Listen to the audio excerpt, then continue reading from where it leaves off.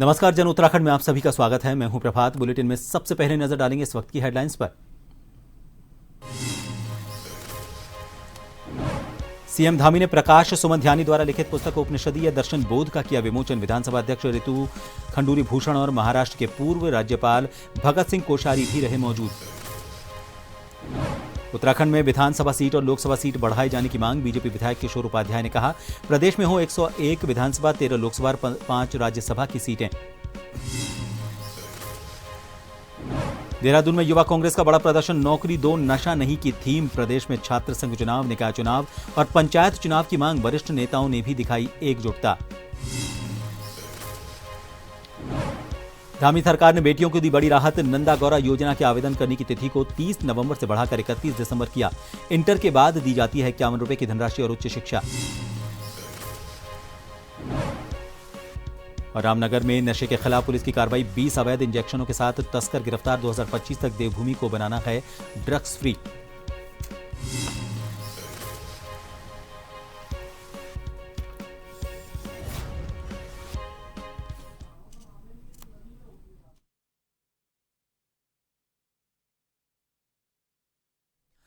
मुख्यमंत्री पुष्कर सिंह धामी ने मुख्यमंत्री कैंप कार्यालय स्थित मुख्य सेवक सदन में प्रकाश सुमन ध्यानी द्वारा लिखित पुस्तक उपनिषदीय दर्शन बोध का विमोचन किया।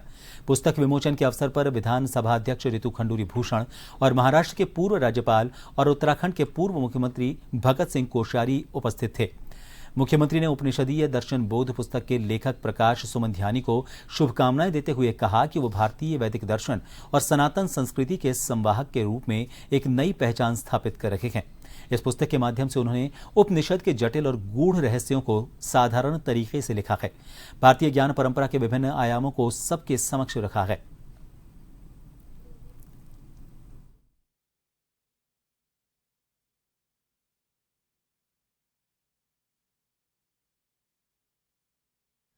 देहरादून में केंद्र सरकार द्वारा पूंजीगत निवेश के लिए विशेष सहायता योजना के अंतर्गत ऋषिकेश में आधुनिक राफ्टिंग बेस स्टेशन स्वीकृत किया गया है और इसके लिए मुख्यमंत्री पुष्कर सिंह धामी ने प्रधानमंत्री नरेंद्र मोदी और केंद्रीय पर्यटन मंत्री गजेंद्र सिंह शेखावत का आभार जताया। मुख्यमंत्री पुष्कर सिंह धामी ने कहा कि ऋषिकेश राफ्टिंग के लिए प्रमुख डेस्टिनेशन के रूप में अपनी जगह बना चुका है। अब यहां 100 करोड़ की लागत से राफ्टिंग बेस स्टेशन तैयार किए जाने से राफ्टिंग गतिविधियों के लिए आधारभूत सुविधाएं विकसित हो सकेंगी। इससे ऋषिकेश में राफ्टिंग गतिविधियां तेज होंगी, जिसका फायदा आसपास के क्षेत्र में पर्यटन गतिविधियां बढ़ने के रूप में मिलेगा।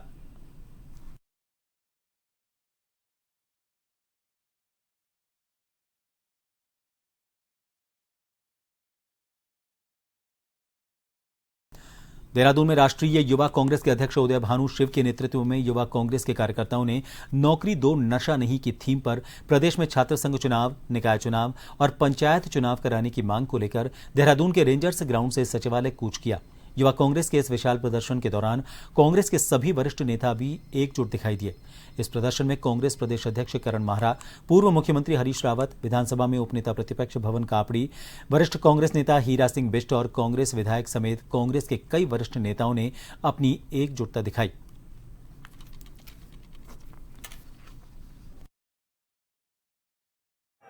पूरे देश में यूथ कांग्रेस एक आंदोलन कर रही है जिसका नाम है नौकरी दो नशा नहीं। आज नव भारत में दो सबसे बड़ी मुश्किलें हैं, एक बेरोजगारी और नशाखोरी, और इसको रोकने के लिए मोदी सरकार कुछ नहीं कर रही है। इसलिए हम जगाना चाहते हैं मोदी सरकार को कि वो सरकार जो सोई हुई है और यहाँ एक ही ध्यान है कि अपने दोस्त परम मित्र अडानी को बचाने में लगी है। हम चाहते हैं कि बीजेपी सरकार कुछ भारत के युवाओं के बारे में भी सोचे। मान लिया अडानी के काले धन से मोदी जी प्रधानमंत्री बनते हैं, उनके अडानी के काले धन से स्टेट्स में अपनी सरकार बनाते हैं, लेकिन मोदी जी से पूछना चाहता हूँ, इन युवाओं ने भी शायद कुछ आपको वोट डाला है, तो आपका कर्तव्य बनता है इनके भविष्य के लिए भी कुछ सोचे। देखिए, जिस प्रकार से सरकार की नीतियों के माध्यम से युवाओं की संभावनाओं पर लगातार कुठाराघात हो रहा है, सरकार नशे का कारोबार करने लगी है, शराब परोसने का कारोबार करने लगी है और नौकरियां खत्म कर चुकी है। फौज में होने वाली भर्तियों को अग्निवीर में बदल दिया गया है। छात्र संघ के चुनाव नहीं हो रहे हैं, पंचायतों के चुनाव नहीं हो रहे हैं, नगर निकाय के चुनाव नहीं हो रहे हैं और वहां पर अनैतिक तरीके से सरकार ने खुद अपने लोगों को बिठाकर इस प्रकार से जो पब्लिक फंड है उसका दुरुपयोग सरकार कर रही है हर स्तर पर। इन सब चीजों को देखते हुए युवा कांग्रेस ने आज सचिवालय का घेराव का कार्यक्रम रखा है।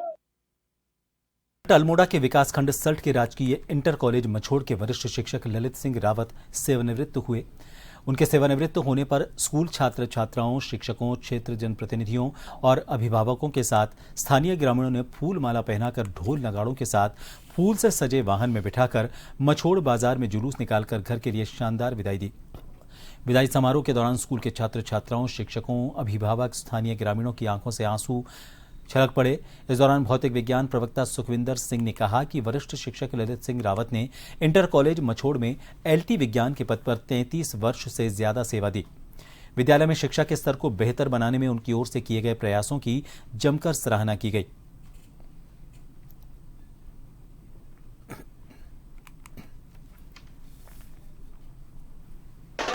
स्कूल की तरह काम किया और हमारे स्कूल में जितनी बिल्डिंग्स बनी और जितना काम होना था इन्होंने कराए, जाके मतलब इन्होंने अपने पीरियड पढ़ाने के बाद इधर उधर जाना, इनके विधायकों से कांटेक्ट करने, बिल्डिंगें बनवानी। आज हमारे स्कूल का जितना भी बिल्डिंग खड़ी है इनके बिना कुछ नहीं था।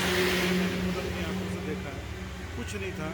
और एक चीज़ मैं आपको और भी शेयर करना चाहूँ कि जब इनका विदाई समारोह हुआ और हम इनको लेके मार्केट में आए और जो मार्केट की आंखें लोगों की नम थी वो इनकी सेवा काल को बताती हैं। मंगलौर में मौजूद करोड़ों रुपए की संपत्ति को लेकर आज एक पक्ष अपर तहसीलदार और पुलिस टीम को लेकर कोर्ट द्वारा अपने पक्ष में फैसला देने की बात कहते हुए मौके पर पहुंचे। इसके बाद दूसरा पक्ष भी मौके पर पहुंचा। दोनों पक्षों में विवाद बढ़ता देख अपर तहसीलदार और पुलिस दोनों वापस लौट गए। आपको बता दें, दोनों ही पक्ष मौजूदा संपत्ति को अपना बता रहे हैं। अपर तहसीलदार ने इस मामले में कुछ भी बताने से इनकार कर दिया।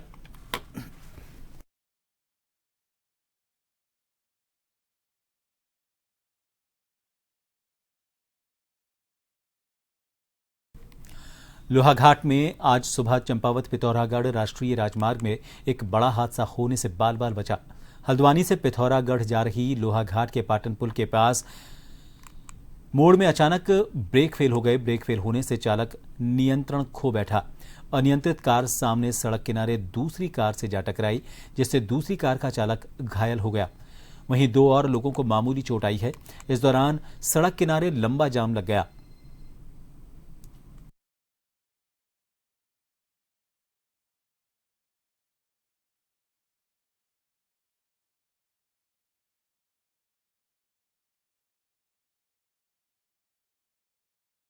उत्तराखंड की धामी सरकार ने बेटियों को बड़ी राहत दी है।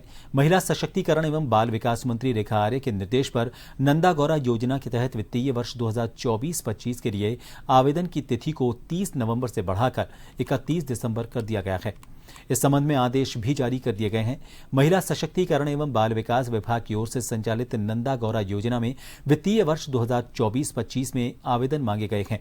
इस योजना के तहत इंटर उत्तीर्ण करने के बाद छात्राओं को 51,000 रुपए की धनराशि उच्च शिक्षा के लिए दी जाती है।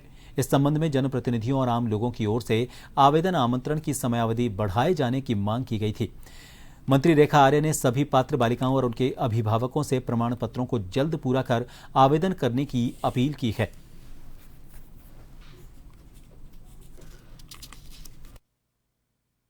देखिए, नंदा गौरा योजना को लेकर लगातार लाभार्थियों के द्वारा भी और कुछ आवेदकों के द्वारा भी और जनप्रतिनिधियों के द्वारा भी यह कहा जा रहा था कि 30 नवंबर की आखिरी तिथि होने के कारण कई समय से जो है कई बालिकाएं जो है इसे भरने से चूक गई हैं।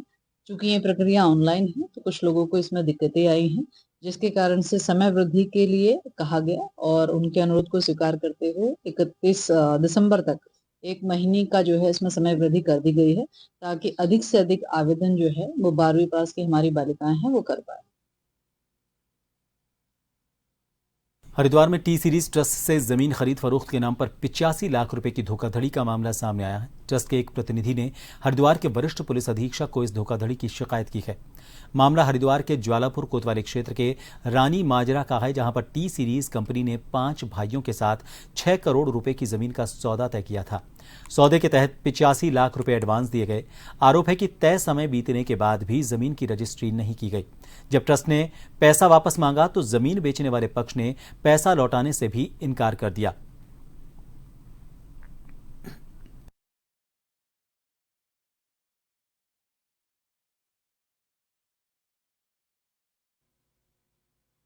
ये गुलशन कुमार जी का जो ट्रस्ट है टी सीरीज़ वालों के, उनके प्रतिनिधि की ओर से यहाँ शिकायत प्राप्त हुई थी कि उनके ट्रस्ट द्वारा यहाँ पे ज़मीन खरीदने के लिए पैसे दिए गए थे। उस पैसे के 2 साल होने के उपरांत भी ना वो पैसा दिया गया, बल्कि उस ज़मीन को आगे भी एग्रीमेंट कर दिया गया बेचने के लिए। इस संबंध में जांच कराएगी। जांच सही पाने पर उनके विरुद्ध जो है अभियोग पंजीकृत किया गया। हाईकोर्ट ने केंद्र सरकार को मंजीरा देवी आयुर्वेदिक मेडिकल कॉलेज उत्तरकाशी की ओर से 25 नवंबर को दिए गए प्रत्यावेदन पर 3 दिन में निर्णय लेने के निर्देश दिए हैं। इस कॉलेज की मान्यता को सुविधाओं की कमी के आधार पर राष्ट्रीय भारतीय चिकित्सा प्रणाली आयोग ने वापस ले लिया है। न्यायमूर्ति पंकज पुरोहित की एकल पीठ के समक्ष मामले की सुनवाई हुई। मामले के अनुसार उत्तरकाशी जिले के डूंडा में संचालित कॉलेज ने हाईकोर्ट में याचिका दायर कर आग्रह किया था कि उत्तराखंड आयुर्वेदिक विश्वविद्यालय के छात्रों के प्रवेश के लिए काउंसलिंग 7 दिसंबर को समाप्त होने वाली है, इसलिए प्रत्यावेदन पर निर्णय लेने के निर्देश को समयबद्ध किया जाना चाहिए। शैक्षणिक सत्र 2024-25 में छात्रों के प्रवेश के लिए BAMS पाठ्यक्रम चलाने की अनुमति सशर्त थी, जिसमें कर्मियों को पहले ही दूर कर दिया गया।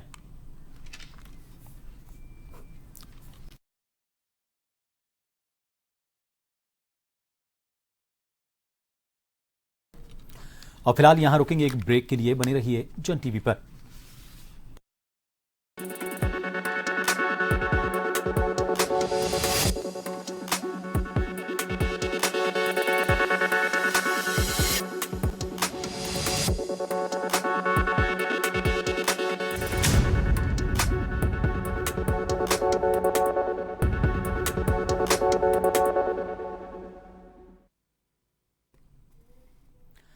जन उत्तराखंड में एक बार फिर आप सभी का स्वागत है। 70 विधानसभा सीट वाले उत्तराखंड राज्य में 101 विधानसभा सीट बनाए जाने की मांग भाजपा के विधायक के द्वारा उठाई गई है। क्या इसके पीछे वजह है और क्या कुछ सियासी दल इसको लेकर मानते हैं, देखिए इस रिपोर्ट में। 9 नवंबर 2000 में उत्तराखंड राज्य बनने के बाद एक बड़ी मांग उत्तराखंड में उठी है। टिहरी विधानसभा से भाजपा विधायक किशोर उपाध्याय के द्वारा उत्तराखंड में 101 विधानसभाएं और 11 लोकसभा सीट किए जाने की मांग की गई है। विधानसभा अध्यक्ष रितु खंडूरी को पत्र भेजकर किशोर उपाध्याय ने उत्तराखंड विधानसभा से प्रस्ताव पास करने की मांग की है, ताकि प्रदेश के उस प्रस्ताव को केंद्र को भेजा जाए। किशोर उपाध्याय का कहना है कि उत्तराखंड के पर्वतीय क्षेत्र को विकास की मुख्य धारा में और तेज गति देने के लिए ऐसा किया जाना बेहद जरूरी है।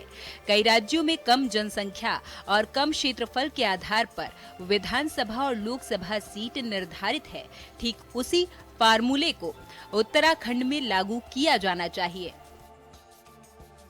मैंने पहली बात तो उनसे ये कही है, निवेदन किया है कि कम से कम 101 सीटें यहाँ विधानसभा में होनी चाहिए और वो ज़्यादा करके सीटें बढ़नी चाहिए पर्वतीय क्षेत्र में। बहुत सी जगह हैं देश में जहाँ इस तरह की व्यवस्था है। जैसे आप लक्षद्वीप जाएं तो वहाँ 25,000 पर एक लोकसभा क्षेत्र है, जबकि और जगह जनसंख्या का मानक है। उसी तरह से तब चाहे लोकसभा हो, बल्कि 11 क्या, मैं तो ये कहता हूँ कि कम से कम 13 सीटें होनी चाहिए, 13 जिले हैं। उसी तरह से उसमें लोकसभा के साथ राज्यसभा में भी कम से कम 5 सीटें होनी चाहिए यहाँ से। उससे क्या होता है कि लोगों को विकास के मामले में और जो देश के प्रति और पूरे विश्व के प्रति, मानवता के प्रति जो हमारा कर्तव्य है, उसको हम सही ढंग से निभा सकते हैं। भाजपा विधायक जहां उत्तराखंड में विधानसभा सीट बढ़ाए जाने की मांग कर रहे हैं, तो वहीं कांग्रेस का कहना है कि यदि प्रदेश के विकास को लेकर भाजपा के विधायक चिंता कर रहे हैं तो 101 विधानसभा सीट हो जानी चाहिए।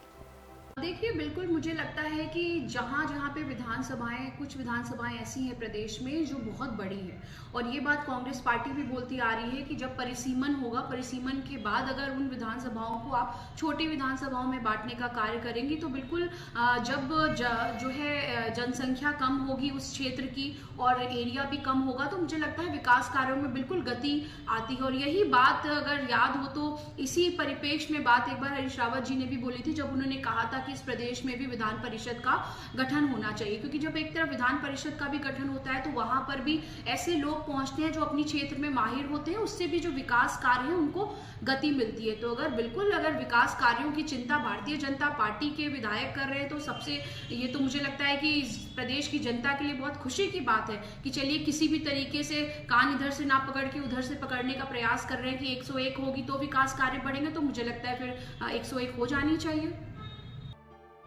कुल मिलाकर 2026 में पूरे देश में विधानसभा सीटों और लोकसभा सीटों की परिसीमन को लेकर सर्वे होना है, जिससे पहले उत्तराखंड में परिसीमन निर्धारित होने से पहले विधानसभा सीटों की संख्या बढ़ाए जाने की मांग उठने लगी है। ऐसे में देखना ये होगा कि क्या पर्वतीय क्षेत्र को तवज्जो देकर उत्तराखंड में विधानसभा सीटों की संख्या बढ़ेगी। ब्यूरो रिपोर्ट, जन टीवी। रामनगर कोतवाली पुलिस द्वारा नशे के अवैध कारोबार के खिलाफ लंबे समय से अभियान चलाया जा रहा है और इसके तहत पुलिस ने अभी तक कई नशे के सौदागरों को जेल भेजने की कार्रवाई की है। पुलिस ने एक बार फिर नशे के एक सौदागर को गिरफ्तार कर उसके कब्जे से भारी संख्या में नशे के इंजेक्शन बरामद किए हैं। घटना की जानकारी देते हुए पुलिस क्षेत्र अधिकारी भूपेंद्र सिंह भंडारी ने बताया कि प्रदेश के मुख्यमंत्री द्वारा 2025 तक देवभूमि उत्तराखंड को नशा मुक्त बनाने को लेकर चलाए जा रहे अभियान के तहत पुलिस ने लगातार नशे के अवैध कारोबार के खिलाफ कार्रवाई की है। उन्होंने बताया कि इस मामले में उच्च अधिकारियों से मिले निर्देशों के क्रम में ही कोतवाली पुलिस के उप निरीक्षक नीरज चौहान के नेतृत्व में पुलिस टीम ने मोहल्ला ऊंट पड़ाव के पास ही नदी किनारे एक बगीचे में छापामार कार्रवाई की और वहां पर इस दौरान एक व्यक्ति पुलिस को देखकर भागने लगा। पुलिस ने उसका पीछा करते हुए उसे पकड़ लिया। इसके कब्जे से 20 अवैध नशे के इंजेक्शन बरामद हुए।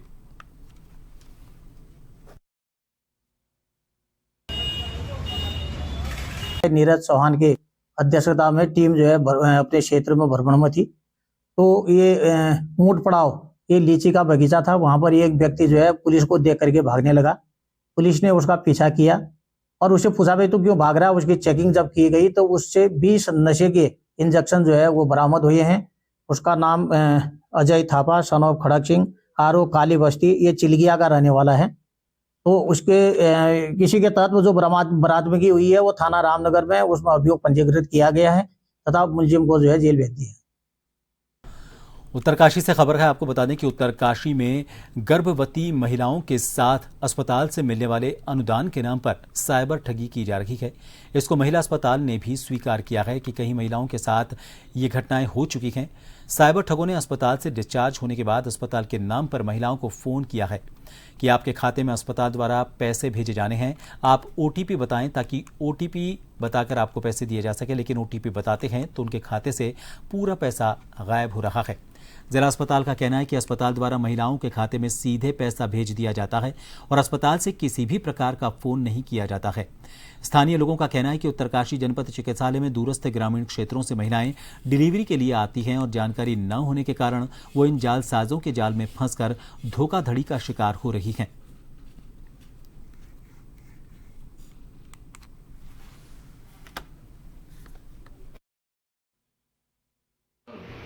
यहाँ पर भी एक अवेयरनेस हमने बोल दिया है कि वहाँ पर जो है एक नोटिस लगा दें कि किसी को भी कि कोई ऐसा कॉल आता है उसकी सूचना हमें तुरंत दें, पुलिस को दें और किसी को ओटीपी शेयर न करें।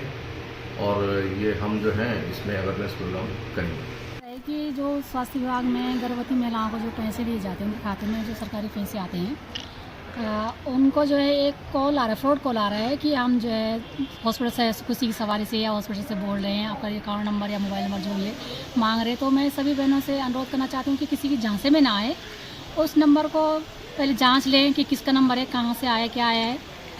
और मैं जिला प्रशासन से अनुरोध करती हूँ कि आप जो इसको संज्ञान में लेकर इसकी जाँच कराई जाए। और माननीय विधायक जी को भी मैं कहना चाहती हूँ कि आप भी इसकी जांच कराएं और जिला प्रशासन से कहें कि इसको जांच पड़ताल की जाए और पता करें कि कॉल कहां से आ रही है, क्यों आ रही है। इनको जब प्रसव होता है, जब ये वहां से रिलीव होते हैं तो उस दौरान जो है इनको ये जानकारी दी जानी चाहिए कि ताकि जो है इन लोगों को ये जानकारी प्राप्त हो कि इस तरह का जो है सरकार की तरफ से कोई भी मैसेज या कोई कॉल जो है मरीज को नहीं आती है, ताकि जो है वो लोग जागरूक हो सकें कि ऐसी कोई भी प्रक्रिया सरकार की तरफ से नहीं चलाई जा रही है। विश्व प्रसिद्ध बद्रीनाथ धाम के कपाट इस वर्ष रविवार 17 नवंबर को विधि विधान के अनुसार शीतकाल के लिए बंद कर दिए गए थे। आपको बता दें, भगवान बद्री विशाल जी की पूजा अर्चना 6 महीने देवताओं के द्वारा की जाती है और 6 महीने नर द्वारा भगवान बद्री विशाल जी की पूजा अर्चना की जाती है। आजकल भगवान बद्री विशाल की पूजा अर्चना स्वयं देवऋषि नारद कर रहे हैं। आपको बता दें, आजकल भगवान बद्री विशाल के धाम में पूरी तरह से सन्नाटा पसरा हुआ है। हालांकि बद्रीनाथ धाम में आजकल बद्रीनाथ केदारनाथ मंदिर समिति के कुछ सेवादार मंदिर की सुरक्षा के लिए दिन रात तैनात रहते हैं। साथ ही भारतीय सेना के जवान और पुलिस प्रशासन के जवान बद्रीनाथ धाम में आज भी मौजूद हैं। बड़ी बात तो यह है कि बद्रीनाथ धाम में आजकल लगातार कड़ाके की ठंड महसूस की जा रही है और इस कड़ाके की ठंड में भी मंदिर के सुरक्षाकर्मी ठंड की परवाह न करते हुए अपनी सेवा में 24 घंटे तत्पर हैं। बद्रीनाथ धाम आज भी दूर से देखने पर बेहद खूबसूरत दिखाई दे रहा है। चारों तरफ ऊंची पहाड़ियों में ताजी बर्फ के सुंदर नजारे आज भी दिखाई दे रहे हैं।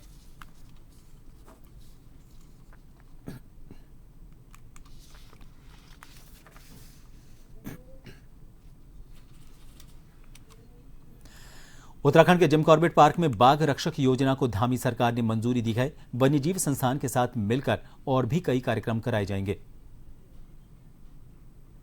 उत्तराखंड सरकार ने हाल ही में बाघ संरक्षण मुहिम को बढ़ाने के उद्देश्य से बाघ रक्षक योजना को मंजूरी दी है। इसे बाघ संरक्षण योजना भी कहा जा रहा है। जिम कॉर्बेट पार्क के अधिकारियों के मुताबिक योजना के पहले चरण में बाघ संरक्षण वॉलंटियर को स्कूलों, कॉलेजों और विश्वविद्यालयों में ट्रेनिंग दी जाएगी।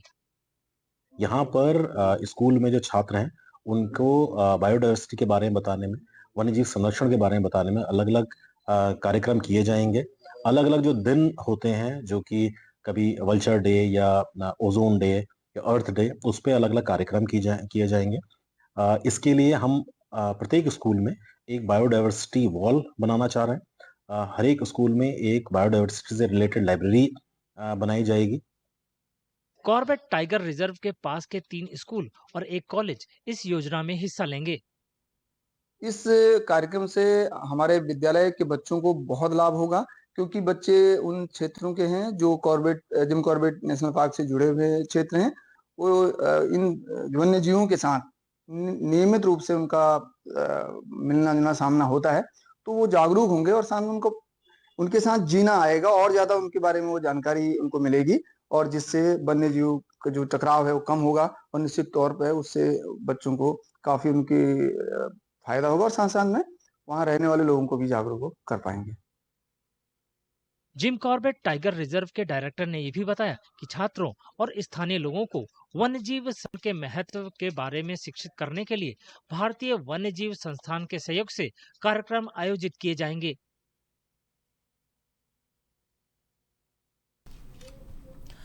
और इन सभी खबरों के साथ फिलहाल के लिए जन उत्तराखंड में इतना ही। नमस्कार।